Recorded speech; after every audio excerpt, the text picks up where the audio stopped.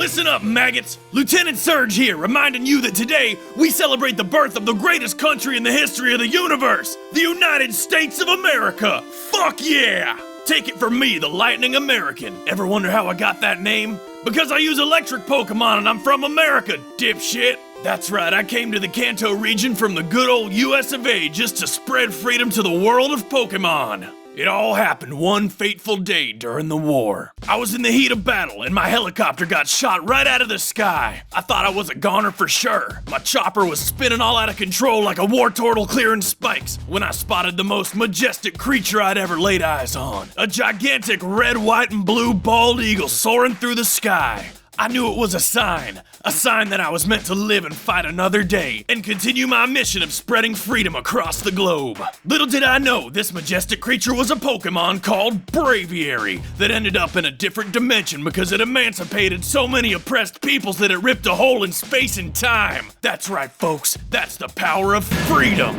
The second I got to Kanto, I found myself balls deep in another war, this time with all these crazy looking critters firing blasts of lightning, ice, magma, and Lord only knows what else. I saw people on both sides using these things like walking weapons of mass destruction. My avian ally took a nasty hit to its wing and we made a rough landing on the ground below. I saw men dead all around me, frozen solid, burned to a crisp, sliced up so bad I couldn't recognize a soldier even if I knew him. I turned to look to my side and my Braviary friend had already gone missing. And as I laid there, before I even had a chance to pick myself up, I saw what I could have only described as a real-life dragon walk right up to me, fire shooting out of his nostrils and everything. It took a deep breath and I knew right then and there that I was about to take a one-way trip to the great barbecue in the sky and join my buddies. And just then I saw a wicked lightning bolt drop down from the sky and fry that fire-breathing fiend right where it stood. And when it fell to the ground, I laid eyes on my savior, a giant orange-colored mouse with a lightning bolt attached to its whip-like tail. We paused and looked into each other's eyes for just a second before it took off running.